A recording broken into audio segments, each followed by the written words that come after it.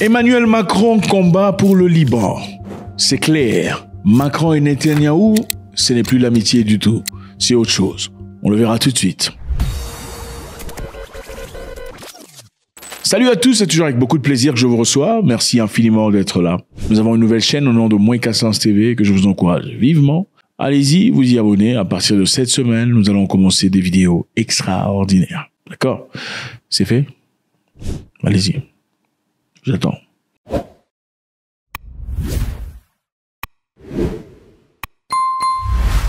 Alors, merci d'être là.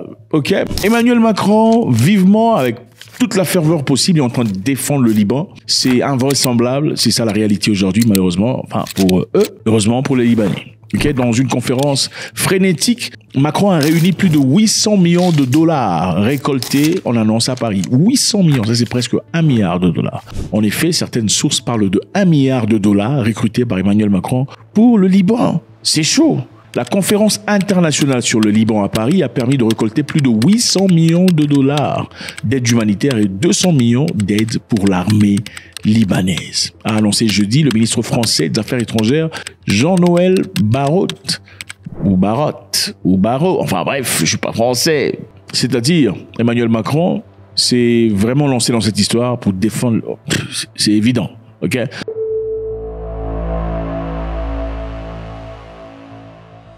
Intensement bombardé depuis 2 mois par l'armée israélienne, le pays de la Cèdre a besoin de fonds pour affronter cette énième crise qu'elle traverse.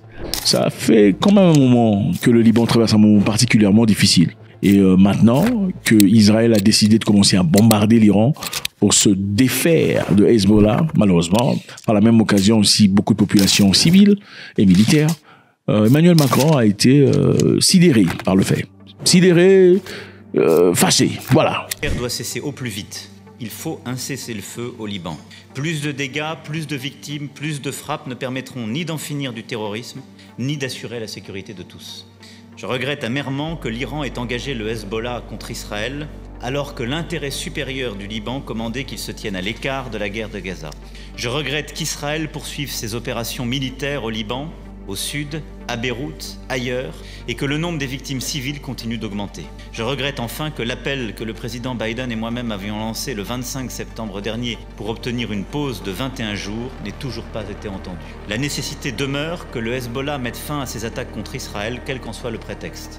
Nous les condamnons et exigeons qu'il cesse ses provocations, qu'il s'agisse de l'attaque contre le domicile personnel du Premier ministre israélien ou des frappes indiscriminées au-delà de la ligne bleue. Quant à Israël, il sait d'expérience que ses succès militaires ne sont pas forcément une victoire au Liban. La guerre ne doit pas décourager ceux qui peuvent œuvrer à la paix et à la sécurité de tous. La guerre ne doit permettre aux forces du chaos de l'emporter ni au Liban, ni nulle part dans la région.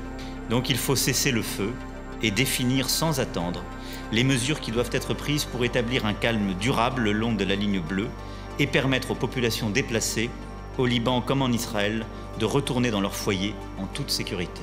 Macron dit « Nous avons répondu à l'appel lancé par les Nations Unies en annonçant des contributions substantielles. 800 millions de dollars auxquels s'ajoutent d'importantes contributions en nature », a-t-il déclaré, soulignant que la communauté internationale était à la hauteur de l'enjeu. C'est-à-dire Macron est muni de la confiance que lui donnent les Nations Unies pour soutenir le Liban. Israël bombarde le Liban depuis quelque temps. Pourquoi ? Parce que les Hezbollah, qui sont de souteneurs, de soutien des frères et de cousins des Hamas du Gaza, ils sont localisés. Le Hezbollah, de temps à autre, bombarde Israël pour les raisons que eux pensent légitimes. Les Israéliens aussi en font d'autant, et très souvent de manière emphatique pour détruire Hezbollah dans ses noyaux. Je rappelle, il y a quelques temps ici, Israël avait complètement touché la tête ou les têtes de Hezbollah en éliminant toutes ces personnes que vous voyez ici. Ça démontre de leur capacité d'intelligence, de renseignement technologique et tout le bazar. Extrêmement poussé. Ils ont détruit, ils ont coupé toutes ces têtes. Mais bon, comme une machine ou un animal qui se régénère, le Hezbollah a très rapidement établi des remplaçants qui maintenant ils ont choisi de ne pas nommer parce qu'évidemment, la fois précédente, quand ils ont commencé à nommer le successeur de chaque chef, le successeur se voyait démis de sa vie. Alors, Macron s'est levé, Macron n'est pas content. Donc c'est un combat qui devrait être soutenu par l'ONU. Bon, l'ONU, qui est censée être un peu l'arbitre de tout ce qui se passe dans le monde, a jugé que la proportion avec laquelle Israël frappait ses ennemis était surémotionnelle. C'était hors de ce monde.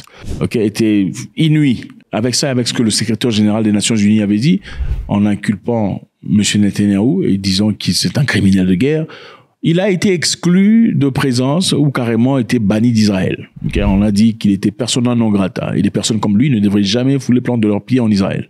The UN is failing and you, Mr. Secretary General, have lost all morality and impartiality. On parle ici du secrétaire général des Nations Unies, l'institution censée être la plus respectée au monde, qui pour beaucoup de personnes a été bafouée par Israël en disant qu'on le bannissait, persona non grata, c'est-à-dire tout ce que vous racontez aux Nations Unies, on s'en bat les couilles. Voilà.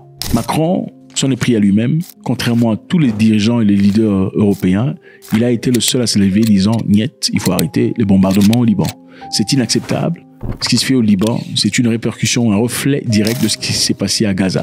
Ne transformez pas le Liban à Gaza. Donc ce que vous avez fait à Gaza, regardez Gaza, c'est ça Gaza avant et c'est ça Gaza après.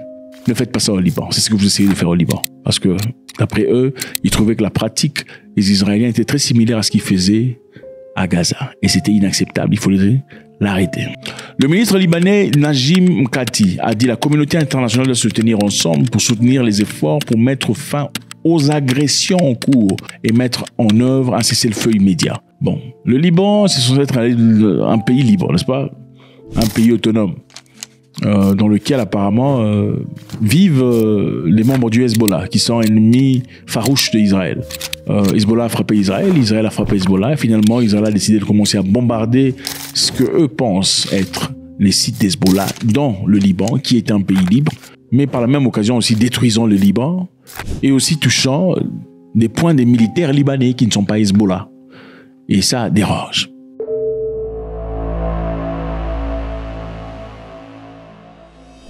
Mais Macron ne s'est pas arrêté là, il a aussi parlé à Hezbollah disant « Nous exigeons que Hezbollah cesse les frappes indiscriminées contre Israël ». Et beaucoup de personnes pensent que Macron a été obligé de le dire. Évidemment, pour eux, quand il faut demander à Israël d'arrêter de faire quelque chose, il faudrait aussi impérativement dire à ses ennemis d'arrêter de faire quelque chose.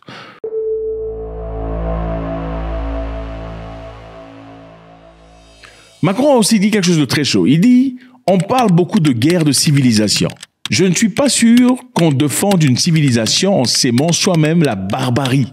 Oh là là. Il a dit en référence au discours de Benjamin Netanyahou, qui affirmait défendre la civilisation. Donc il n'est pas l'heure du cessez-le-feu que demande la communauté internationale, avec le président Macron notamment. J'ai parlé avec le président Macron. Et j'ai été extrêmement déçu.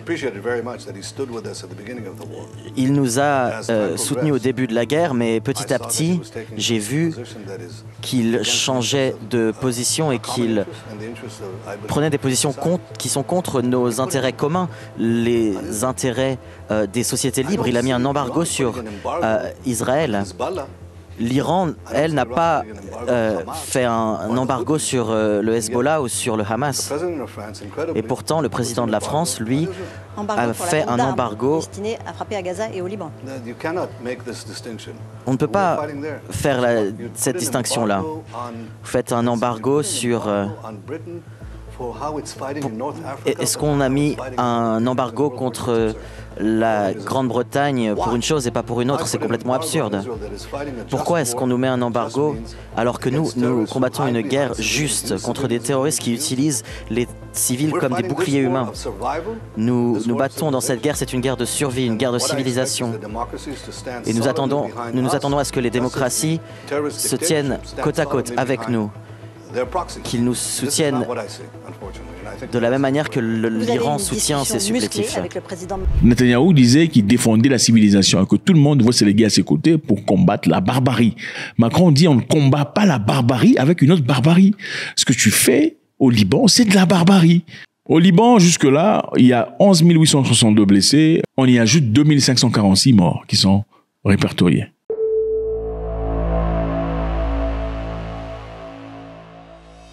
L'armée israélienne a enregistré plus de 70 morts, disent Hezbollah, et 600 blessés, dont 28 chars Merkava et plusieurs véhicules blindés détruits et 4 drones abattus selon le communiqué Hezbollah. Donc, ils sont aussi là à écrire, à répertorier ce qu'ils ont fait comme dégâts. Hezbollah a déclaré que les chiffres ci-dessus ne tiennent pas compte de pertes des bases israéliennes en Israël et à l'intérieur du territoire.